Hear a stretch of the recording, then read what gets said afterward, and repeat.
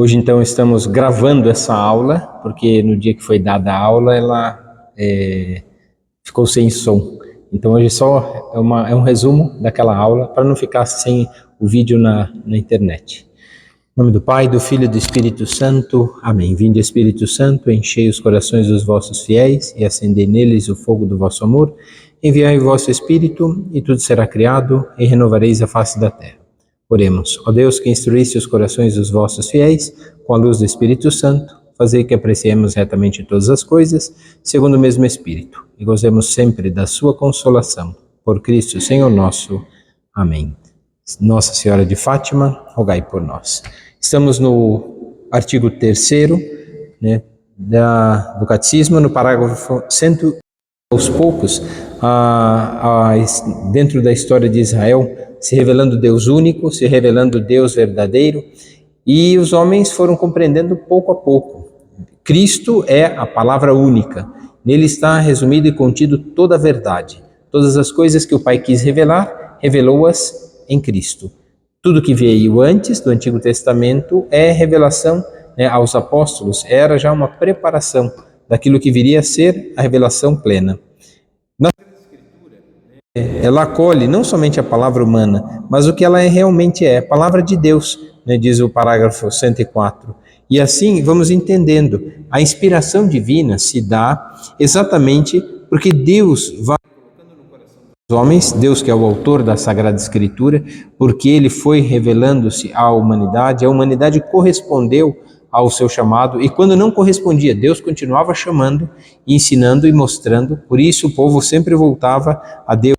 Palavras consignadas sob a inspiração do Espírito Santo. Toda a Sagrada Escritura, ela é inspirada, primeiro vivida, depois inspirada, para recordar, afinal a ação do Espírito Santo na nossa alma é fazer recordar tudo aquilo que Nosso Senhor nos diz, tudo aquilo que Nosso Senhor ensinou. A Santa Mãe Igreja, então, portanto, tem como sagrados livros canônicos e completos o Antigo Testamento e o Novo Testamento.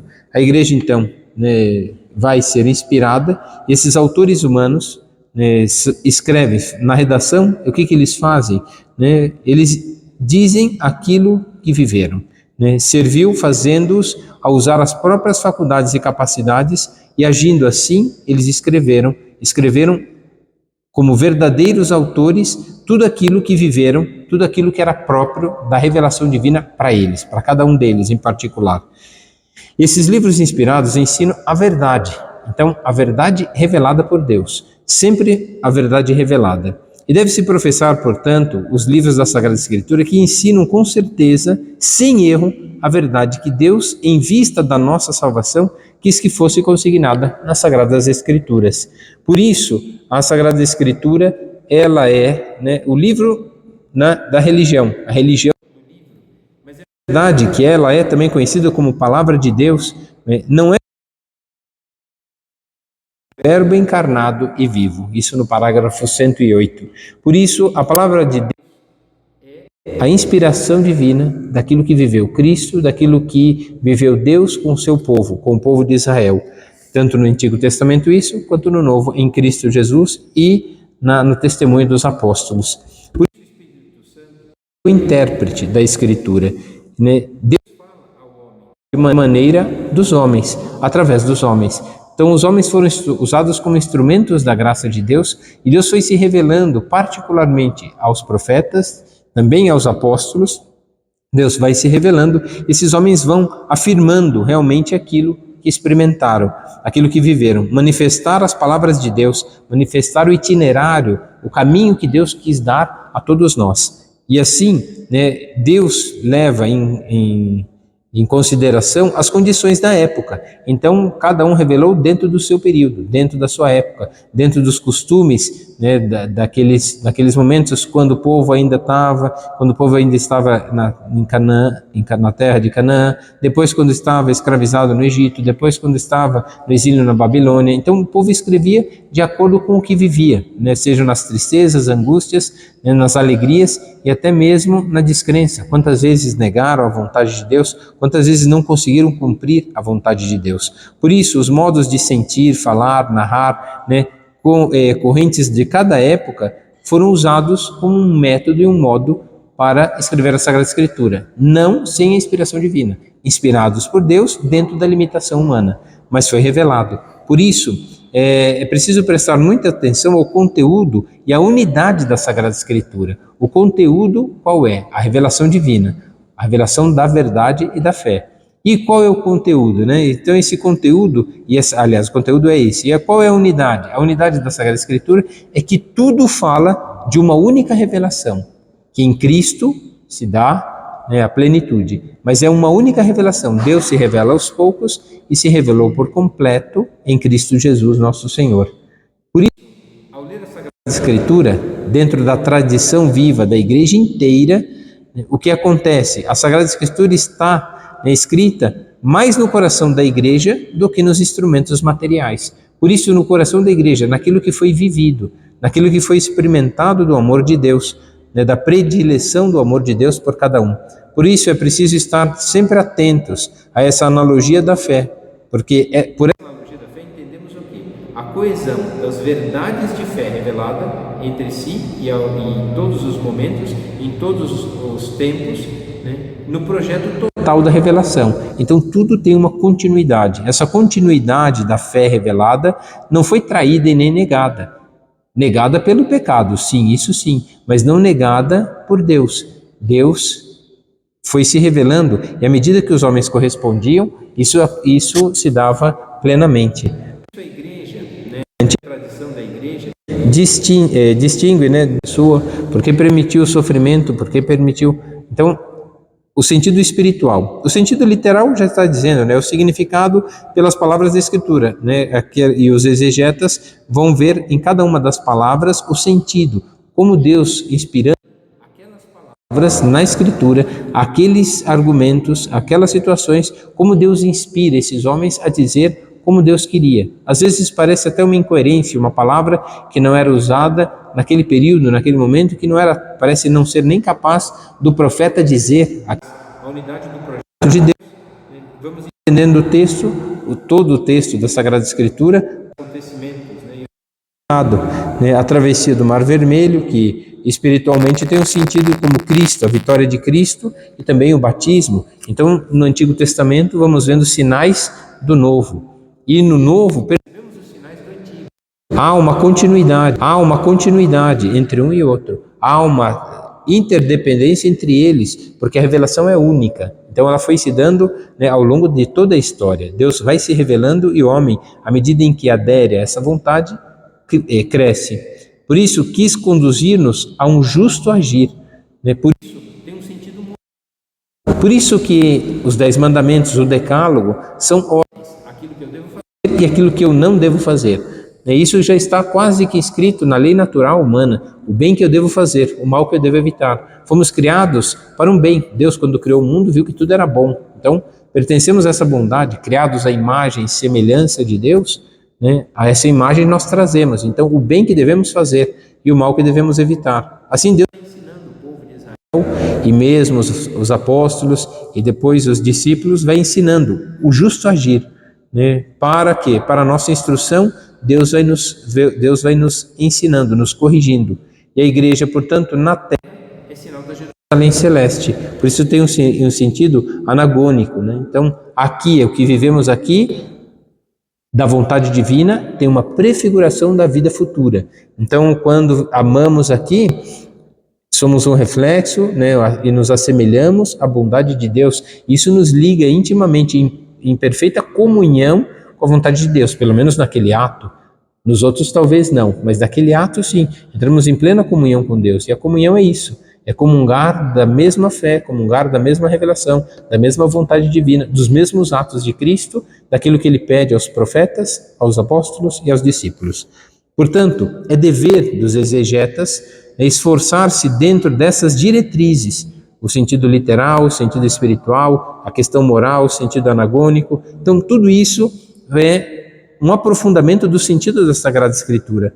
No parágrafo 119 diz assim: pois todas essas coisas que concernem a maneira de interpretar a Escritura são sujeitas em última instância ao juízo da Igreja, que exerce o divino mandato de ministério de guardar e de interpretar a palavra de Deus. Então a Igreja tem esse dever. É isso, né? Eu não creia no Evangelho, né, se isso não me levasse à autoridade da Igreja Católica. Isso, né, afirma exatamente Santo Agostinho. O que acreditamos é o que nos leva a obedecer, a aderir a Cristo, e é o que deve pedir à Igreja, a adesão total a Cristo. Por isso, os cânones da Escritura a gente já sabe, né? O Antigo Testamento, 45 livros, ou 46 quando dividimos, né? Jeremias com Lamentações. Então, 45 ou 46 livros, né? E os escritos do Novo Testamento, 27.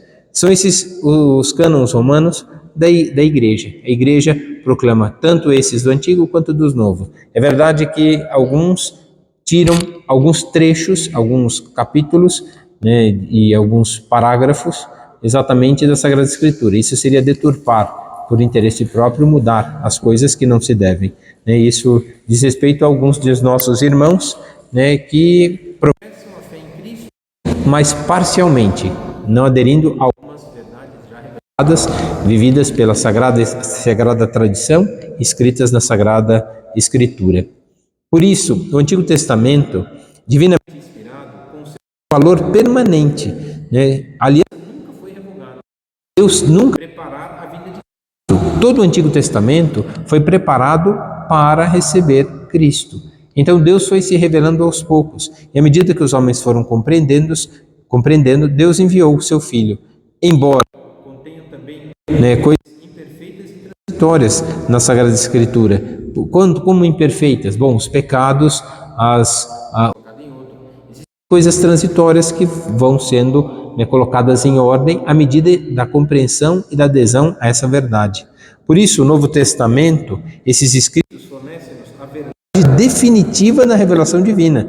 É o objeto central desse estudo do Novo Testamento, é Jesus Cristo. Jesus Cristo é a chave de leitura de toda a Sagrada Escritura. Tanto no Antigo quanto no Novo, Jesus Cristo é a chave. Ele é a vontade do Pai encarnada.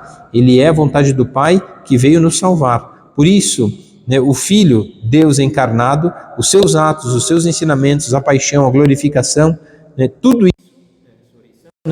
isso é a chave de leitura de toda a Sagrada Escritura. E os evangelhos são o coração de toda a Escritura, porque é a vivência dos apóstolos com Cristo. Tudo aquilo que ele ensinou, fez, demonstrou. Os cristãos leem Cristo, morto e ressuscitado. E isso serve para todos nós para conservar o seu valor próprio de revelação.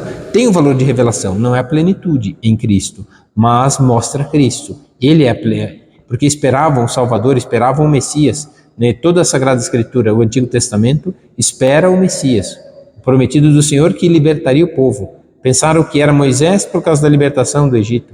Pensaram, né, que fosse, talvez não o Ciro, né, o rei Ciro, que deu uma liberdade parcial, né, do exílio da Babilônia. Então percebem também que não é ele, ainda falta, porque a vida continua. E quando se dará essa libertação? Cristo veio uma primeira vez para nos ensinar e dar a sua vida, para mostrar que a aliança continua permanente, né, por toda a eternidade, a aliança que fez Deus com o seu povo, com e aqueles que querem aderir a Cristo, né? Constitui, portanto, a Sagrada Escritura na vida da Igreja o sustentáculo e o vigor para a Igreja, né? E isso acontece por quê? Porque ali, para os filhos de Deus, ali se encontra a firmeza da fé, o alimento da alma, né, pura e fonte de vida espiritual. Ali se encontra isso que tanto precisamos, né, que tanto é necessário para nós. Dei Verbum afirma perfeitamente, estamos no parágrafo 131. No parágrafo 132 diz assim, que o estudo das sagradas páginas seja como que a alma da sagrada teologia.